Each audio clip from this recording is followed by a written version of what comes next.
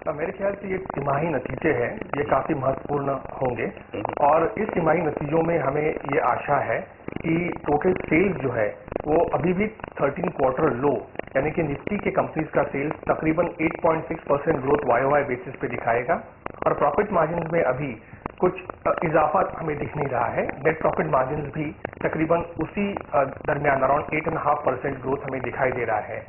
जो मॉडरेशन हुआ है इनपुट प्राइसेस में, उसके द पॉजिटिव्स ऑफ दैट और जो इंटरेस्ट रेट्स में फॉल हुआ है उनके पॉजिटिव्स अभी तक बॉटम लाइन तक इस क्वार्टर में दिखाई नहीं देंगे।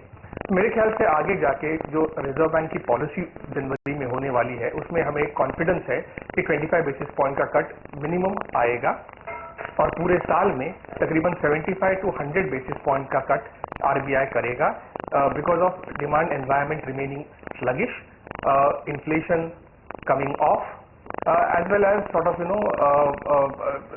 the RBI getting comfort कि government will seriously attempt fiscal consolidation. So this I think will be one of the positives that the market will look for from the current levels. In addition to that, मेरे ख्याल से ये rally sustain होने के लिए 5 चीजें हमें देखनी है। एक तो जो गवर्नमेंट ने विकास का रथ या रिफॉर्म जैगनॉट सितंबर से रोल करना शुरू किया है, वो मेरे ख्याल से उसको पेस पकड़ना पड़ेगा। उसमें 2 चीजें हैं। काफी सारा लेजिस्लेटिव एजेंडा पिछले सेशन में गवर्नमेंट ने वैलियंटली फाइट करके क्लियर किया है, लेकिन अभी भी काफी सारे बिल्स क्लियर होने हैं। इंश्योरेंस बिल सबसे इंपॉर्टेंट है क्योंकि अगर वो पारित होता है तो तकरीबन $6 to 7 बिलियन की पूंजी एफडीआई के रूप में बहुत छोटे समय में भारत में आ सकती है। पेंशन बिल है और जीएसटी डीटीसी है जो कि डिफिकल्ट है आने के लिए, लेकिन बाकी के जो 1-2 और बिल्स है, मेरे ख्याल से कोल ये एक क्षेत्र है जहां पे गवर्नमेंट को बहुत बोल्ड डिसीजन लेना पड़ेगा। श्री अहलुवालिया जी ने अभी कुछ दिन पहले एक बयान दिया था जिसमें उन्होंने कहा था कि आप कोल इंडिया को जैसा है वैसे ही रखिए, लेकिन आप कोई कमर्शियल माइनिंग के लिए इंडियन और फॉरेन जो माइनर्स हैं उनको आप आने दीजिएगा। इससे लेटेस्ट टेक्नोलॉजी आएगी, काफी सारा कैपिटल आएगा इस कैपिटल स्टाफ सेक्टर में, और जो कोल के कारण इनएफिशिएंसी पूरे इकोनॉमी में हमें दिखाई दे रही है। काफी पावर प्लांट्स को कोल का इनएडिक्वेसी है। $7 बिलियन के हम इंपोर्ट्स कर रहे हैं कोल के जो काफी बड़े हैं, उसमें हमें काफी सुधार आ सकता है। तो ये मूलभूत तरीके से अगर हमें इंफ्रास्ट्रक्चर में सुधार लाना है तो कोल ये एक सेक्टर है जिसपे गवर्नमेंट को बहुत ही बारीकी से नजर रखना पड़ेगा और उसमें हमें मूलभूत सुधार लाने की आवश्यकता है।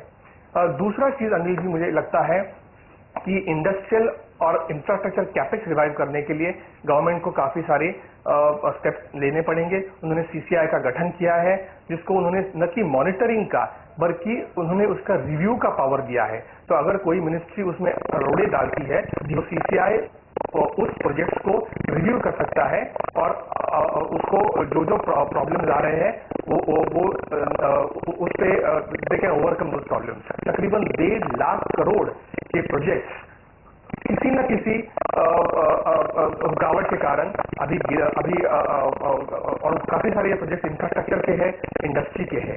ये दूसरा मेजर है। जो लैंड एक्विजिशन बिल है जो कैबिनेट ने अप्रूव किया है उसमें इंडस्ट्री में काफी आशंकाएं हैं। जो 80% का थ्रेशोल्ड है और प्राइवेट प्रोजेक्ट 70% का थ्रेशोल्ड है पीपीपी के लिए, आई थिंक वो भी निकालना पड़ेगा। तो मेरे ख्याल से ये 2-3 जो मूलभूत सुविधाएं हैं ये करनी पड़ेगी।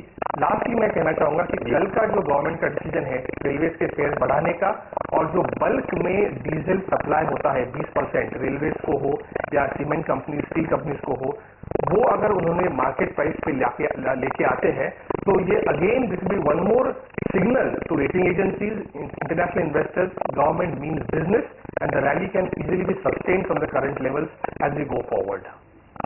अब आपसे जानना ये जरूरी है कि अगर बाजार में इतने मौके हैं तो कहाँ पर वो पैसा लगाना चाहिए? टॉप 3 पिक्स आपकी क्या होंगी? ठीक है, तो मेरे ख्याल से लार्ज कैप में अगर आप देखेंगे तो the fact that interest rates कम होते जा रहे हैं उसके कारण हमें लगता है कि डीएलएफ जो रियल एस्टेट मेजर है उसको हमें देखना चाहिए। वहाँ पे हमारा एनालिस्ट का मानना है कि तकरीबन 20% का इजाफा हो सकता है करंट भाव से, और इसके 2 कारण हैं। एक तो नॉन कोर एसेट्स का सेल हो रहा है उन्होंने ऑलरेडी मुंबई में लोढ़ा को एक बड़ी जमीन का हिस्सा बेचा है। अमन रिसोर्ट बेचा है और विंड मिल्स का बेचने का उनका उनकी आशा है कि मार्च तक वो करेंगे। At the same time will also raise some equity, तो उनका टोटल डेट 24,000 करोड़ से 18,000 करोड़ मार्च तक और 15 से 16,000 करोड़ जून तक गिरने की संभावना है। दूसरा स्टॉक हम स्टार्टअप में देखने के लिए लार्सन एंड टूब्रो एक स्टॉक है। जितने भी प्रॉब्लम्स मूलभूत कंपनी को आए हैं वो एक तरफ है और लार्सन दूसरी तरफ है। उन्होंने 85,000 का टोटल ऑर्डर इनफ्लो का उनका जो गाइडेंस था at the beginning of the year, they are maintaining that guidance and they are confident that they will be able to surpass that guidance marginally. तो लार्सन एंड टूब्रो में we are very positive, वहां पे around 15% का upside हमें दिखता है।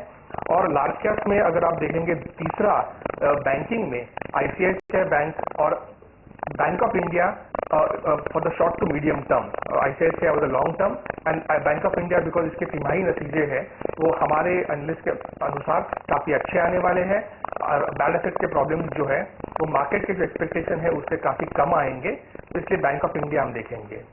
Mid cap में अगर आप हमें पूछे तो 3 स्टॉक्स अगर आप पूछ रहे हैं तो उसमें श्री सीमेंट एक है जहां का वॉल्यूम 12 मिलियन टन से 25 मिलियन टन हो रहा है 3 साल में। काफी स्ट्रॉन्ग कंपनी है, नॉर्थ बेस्ड कंपनी है, कॉर्पोरेट गवर्नेंस अच्छा है, वहां पे we are looking at around 15% upside from current levels. Jammu and Kashmir Bank in banking is what we are looking at, strong pick, and Bharat Electronics in defense last quarter में काफी सारे order inflows defence में आते हैं तो वहां हमें अच्छी उछाल दिखता है। और फार्मास्यूटिकल्स में टोरेंट फार्मास्यूटिकल्स, अपोलो टायर्स। बिल्कुल, तो ये है टॉप पिक्स के तौर पर